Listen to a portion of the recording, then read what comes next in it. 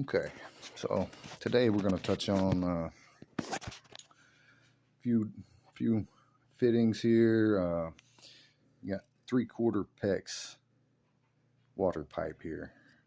This is type A PEX, which is the good kind.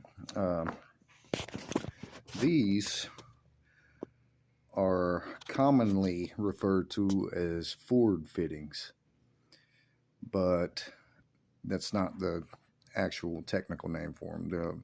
They're actually pack joint couplings,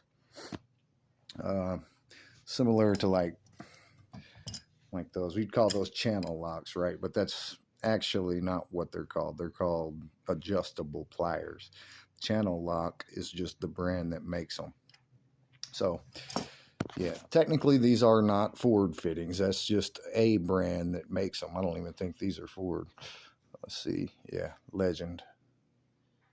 So these are the type of fittings you would use underground. Let's say you have a yard leak somewhere between your meter and your house. So technically you're not supposed to crimp underground, like these crimp rings or these, unless it's in some type of a meter box or something like that. You're not supposed to solder underground. You can braze if it's a copper line, but I'm a 12-year plumber. In my experience, most yard lines from meter to house aren't copper. You may still see that in some areas, some places. I'm not saying you won't, but most of the time in this day and age, you're gonna dig up a PEX line. So to make this repair, let's say you had the leak located and dig down to it. Now it's time to make your repair. Let's say there's a pinhole leak right here in your line. So what you would do is put your fitting where that pinhole is, about right in the middle of this.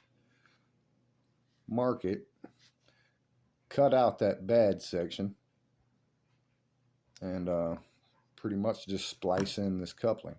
So it may leak anywhere else, but it probably won't leak there ever again, as long as you get this nice and tight. I'm going to go over how to install it and all that in just a second. But one thing I want to say, if you are a homeowner with a yard leak, if this is the first time it's ever leaked, it all depends on the age of the house, the age of the line.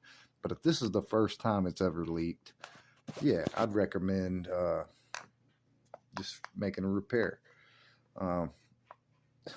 The boss I trained under my first year, he used to tell homeowners, 1 time fix it, 2 times consider it, 3 times replace it. But because a lot of these service plumbing companies that you call to come make this type of repair, they're going to start you out anywhere from on a spot repair, a dig job like that, they're going to start you out anywhere from $1,000 to $2,000 guaranteed, almost anywhere you're at.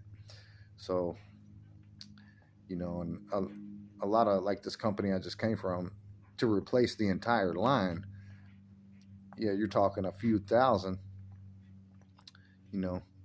three to 6,000, depending on the length of the line, the obstacles in the way, how tough a dig it's going to be. Just a lot of things factor into those kind of estimates.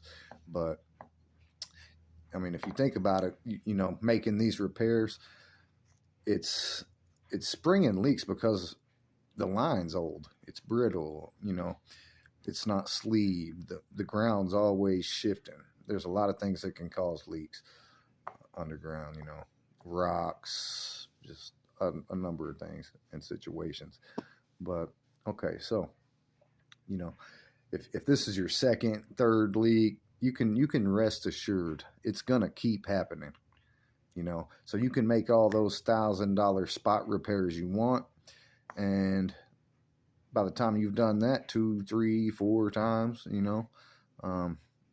the money you spent on that, you could have just replaced the line and not have to worry about it for another 20, 30 years, you know.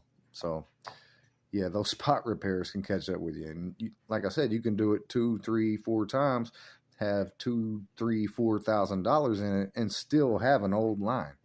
So it, you know, the first time, yeah, I'd make the repair, you know. But unless you want to go through that every 6 months, or maybe even more frequent, just I wouldn't recommend replacing your line. But so anyway, with all that being said, I'm gonna kind of get positioned here. I'm gonna kind of show you how these work. So, and they come in all different sizes. This is 3/4 pipe, so I'm gonna use 3/4 fitting. CTS, that refers to copper tube size, which PEX is that same size. This is the same size as a 3/4 stick of copper. Now, if it was to say IPS, that means iron pipe size. Some water lines, like if you come across a plastic water line that's black, you can almost rest assured that's going to be IPS size. So you would want a fitting. Even if it's a 3/4 line, you would get 1-inch IPS because it's so much bigger, the outside diameter of the pipe. But hopefully you won't have to worry about that. But let's bust this thing open.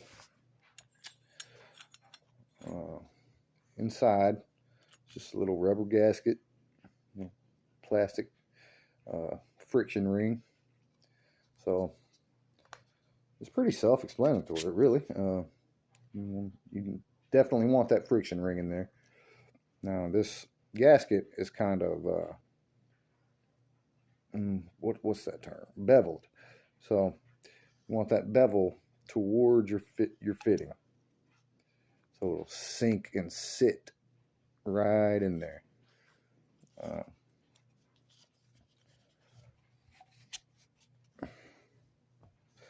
These are called stiffeners. I believe this one's too big for that pipe. Yeah, it is. But they just they slide in your pipe if it was the right size, which it's not. But they slide in your pipe, and it's pretty much like self-explanatory to stiffen it up, make it where this compression fitting doesn't collapse it. But I've made a million repairs without these. In my opinion, they're not really all that necessary. So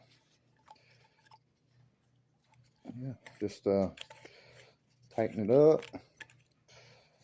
This pipe's bent, so it's not really cooperating with me. Tighten it on up.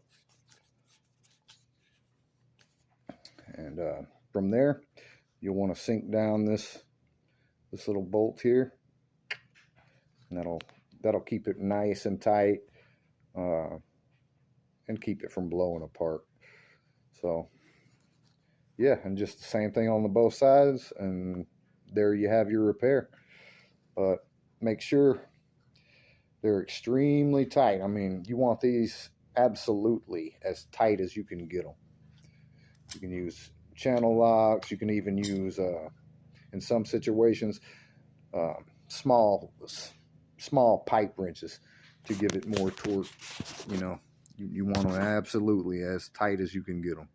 But yep, so that's how you make a underground repair right there. 3/4 CTS pack joint coupling. Most lines are 3/4. If it's past a certain difference or distance, it may be 1-inch, but the 1-inch, same thing. Yeah, that's a good example. This is IPS, 3/4 IPS. See how much bigger it is? So those IPS iron pipe size, the pipes is just a lot bigger than your CTS. But anyway, yeah. Hope I was able to educate and inform you guys on maybe something you weren't clear about. So this is a brand new plumbing channel. I'm going to be posting videos like this on a daily basis, just to help homeowners and do-it-yourselfers. So please, guys, it's very hard to grow a channel, please just take the half a second and hit that subscribe button. It would mean the world to me, and this will be a useful channel for you if you are a homeowner, do-it-yourselfer, and you don't you don't want to pay $1,500 for somebody else to tighten these on this. You know, that's a lot of money.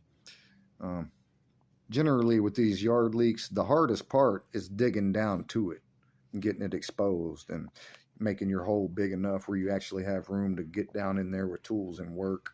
So, but once your hole's dug and, you know, your pipe is exposed, I mean, there ain't nothing to it. So, yeah, you can save a lot of money. Just run to a supply house and use that verbiage, pack joint coupling, 3/4 CTS.